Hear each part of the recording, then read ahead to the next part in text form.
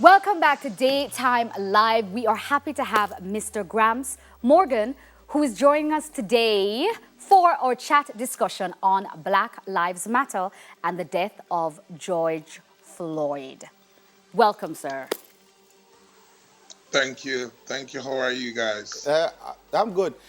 Gramps, I was telling them that you're the first person who made me feel like, listen, like I'm like a celebrity-ish. Because Gramps was the first celebrity to actually follow me on Instagram. Oh. Like, I remember when I saw the notification for about 5 minutes, I looked point at me, I said, Gramps, you sure isn't a bad clip? Is it a fake account? Like, really? Let me just check. So, Gramps, big up yourself, my general. I will never forget that. Hey. Yeah. Respect, man.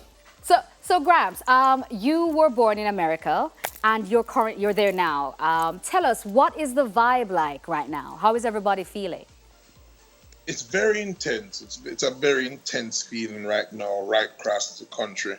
And you talk about places like Chicago. One of the things they're not talking about is now that it's races going up against each other now. You find that there's Latinos shooting and stabbing, black people in Chicago right now. And one of the things, I don't know, because of the algorithm where the hashtag BLM, which means Black Lives Matter, they're blocking that, they're blocking that. And everybody's blocking out their screens right now, and it's actually going against us, because what's happening is that instead of showing what's going on, we're blocking out. And today is a political day in the United States, in states like Connecticut, Pennsylvania, and a couple other states in the United States where they are voting for local government, and we are choosing today to block out the screen when we should be sharing. Right.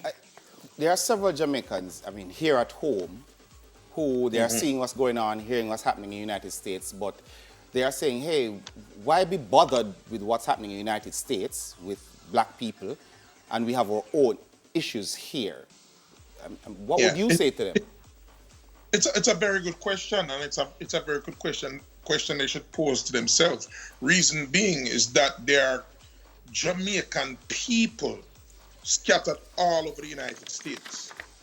I also appease to, because this is Jamaica, this is TVJ, and this is Daytime Live. This will be around the world.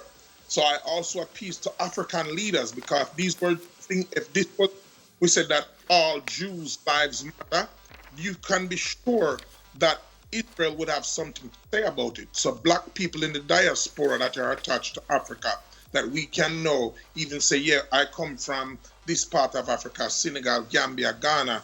Where are the African leaders speaking out to say, hey, protect our people? Because you can be sure if it was Chinese or Japanese or Jews, they would have something to say in defending their people. So Jamaica should have something to say when these things are affecting. Jamaicans are being hurt too. It's not just when you talk about Amadou Diallo that happened a couple of years ago. Even Bruce Springsteen wrote a song about it where he called it 41 shots. This was a Haitian man. So these things have to be spoken about. And as well, we know that Jamaica, we have our own issues. But if it's black people having problems, we should have a voice in it while still maintaining our own problems. Yeah. I love that. That's I love profound. that. And with what's happening right now in the US, it's also have sparked a conversation on race here in Jamaica. So we did a poll on our IG yesterday asking the questions, are Jamaicans afraid to talk about race? These were the results. Check it out. So it basically said that 56% of us are afraid to talk about race. And obviously 44% said no, they weren't. Yeah, that's about half. So that's close to half. That's, you have to say, that's a lot. That's so more half. persons are afraid to talk about race than are. And those are. But it's half. That's a split. What's your take on that, Gramps? It's something that needs to be talked about. It's something that really needs to be talked about. But I understand the touchiness, Even athletes and musicians are afraid to say something. Some people are speaking out, some people aren't. Some people, like today I did an interview earlier, and the first thing the guy come on the phone and tell me, say, all lives matter. I'm going to say, brother, absolutely. If you're humanitarian, all lives matter. But I tell him this, that if you have two houses set up next door to each other, and you're calling on the fireman, and one of the house them dip on fire, What you gonna do if the fireman come and just start pour water upon the house that don't have no fire? That's like you saying that, okay, all when I tell you Black Lives Matter and your answer is Yeah.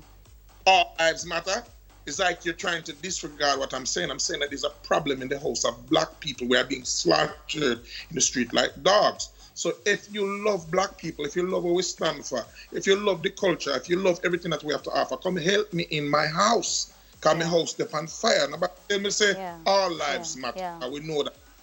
Yeah. Yeah, and that's true because it's not about, we're not setting our own house on fire. I was just going to say that.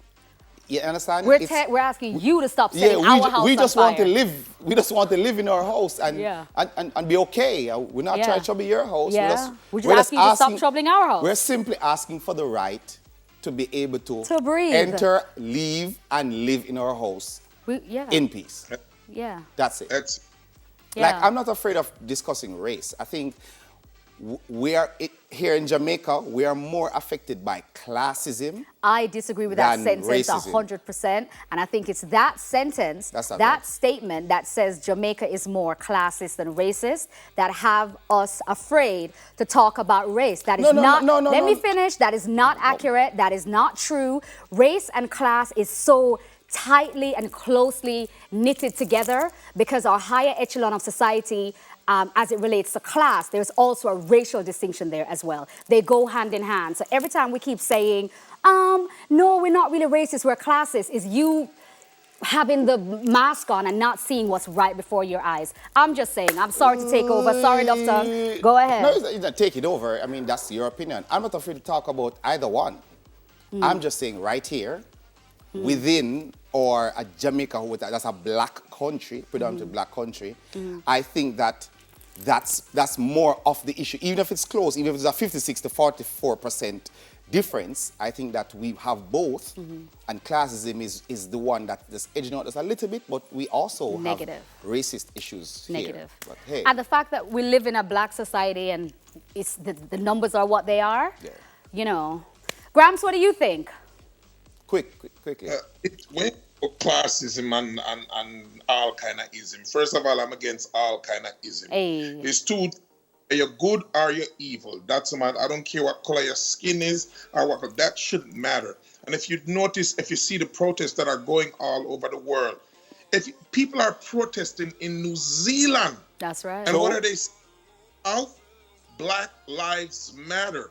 Has nothing to do. So I'm happy when you say, oh, Jamaica, should they be talking about this? Of course, everyone should be talking about it. We all live on the same planet. You know, if people is talking about it in Australia, New Zealand, Belgium, and protesting and saying, yo, in Berlin, we need to in Berlin.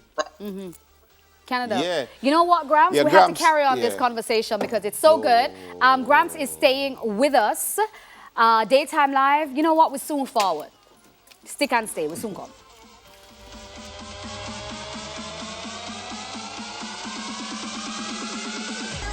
Welcome back to Daytime Live. Gramps Morgan hasn't gone anywhere. Now he's one of part of one of the great reggae bands, Morgan Heritage, and he's still here with us. And he has a new single out dedicated to the late great Bobby Digital and his uncle. Tell us a little bit about that, Gramps. Well, a friend of mine wrote the song, and he looked at me. His name is Johnny Reid. He's a Scottish country singer, and I spent a lot of time. Those who know me, I spent a lot of time in Nashville, Tennessee. And during this time, I've just been trying to get better, learning the stock market, learning how to trade, things that I can do from home. And one of the things I said to myself, improve your songwriting, you know, because we can all get better. So I'm trying to improve my craft. And I met this guy at a hockey game, you know, of all places. And he told me to come back to the studio and see a microphone that Johnny Cash had sing on, and I wanted to see the mic. And we just got together and we've been, you know, just communicating and collaborating over the past couple of years. And I'm on national TV, please. And then it ended up to a point where we just said, he saw what I was going through and everything that, you know, he saw it on my face. And then it just got to a point where he said, man, you need to sing this song. And I said, it explains everything that I'm going through. And when my uncle passed away from the virus, it was one thing. Then when Bobby Digital, it was like so much, and the song just really helped me to express the pain that I was going through, and the world kind of expresses what everybody's going through in the world right now. Tell us about your relationship with Bobby Digital. Tell us like your fondest memory. Share that with us. Or one-off. You don't have to go your fondest. You can go one-off. Well, one of the biggest ones, I'll tell you this one, it taught me to chill out, relax. Because coming from America, we was like, yo, let's go to the studio and get done. And the first thing him do was say, yo, go down the street and get 2 pounds of saltfish and 5 pounds of flour. People climb the Aki tree. All musicians know the Aki tree where they over Bobby Digital Studio at 6 Rands Road and go pick some Aki. Now we have some youth from Brooklyn who was like, okay, how will I pick a Aki? But he wanted me to understand that reggae music is not about a hype. It's not about a vibe. It's not about the fancy music or pretty vocals. It's about a vibration. And then we all ate out of the same pot. And then him say, all right, now we're ready to make some music. And it just showed me that humble yourself first, man. That's easy. And it's a vibration that reggae music is made with. It's not about pretty vocals and great music and arrangements. And that's my fondest memory of him teaching me how to understand the music. It's not about the fanciness, it's about the vibration. What's the name of the song? People Like You. All right, we're going to take a quick listen to it, and then we'll talk to you some more. So, People Like You. Oh, yeah. Yeah, yeah, yeah. Oh, yeah. If you give a little more than you take, and if you try to fix more than you break, if you're the kind who takes the time to help a stranger in the rain, there's a place for people like you. If you stand up for those down on their knees and lend a voice to those who cannot speak, if you shine a little light, give sight to the ones who've lost their way, there's a place for people like you. I've heard up there the streets are made of gold, and when you get there, there's a hand to hold. I believe when your days down here are through, there's a place up there for people like you. If you walk around with your heart on your sleeve. That's a tune. I really enjoy that. Have a vibe. Like it. Gramps, soul Gramps. Soul Gramps. That are ackee and saltfish and dumpling right there, so Gramps. Right there. Now, what would you like for people to take away from this song? I want them to understand that we need to comfort each other. I want them to understand that we need to give each other our flowers while we're here on earth. Sure. I spoke to Bobby 3 days prior to his death. We were talking about when I'm going to come back to Jamaica, when I'm going to be on the island, and after all of this is over, and I will come up to the house and we'll run a boat and all a little vibe like we did when we first moved to Jamaica.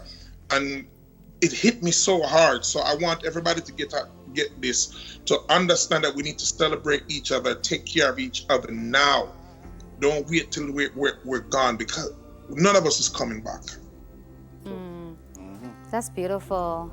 I love what you just said, Gramps, about give people your flowers while they're there to give. I love that. I love that. Thank you so much for joining us on the show. People Like You is now available on all digital platforms. Go download and stream it now. Yeah, Gramps, what you say? Quickly. The pre-order is available now. Will be released this Friday on Gary Matalan's birthday. Okay. Okay. Oh, Gramps, speaking of which, Craigie T said to say, Wham sang there.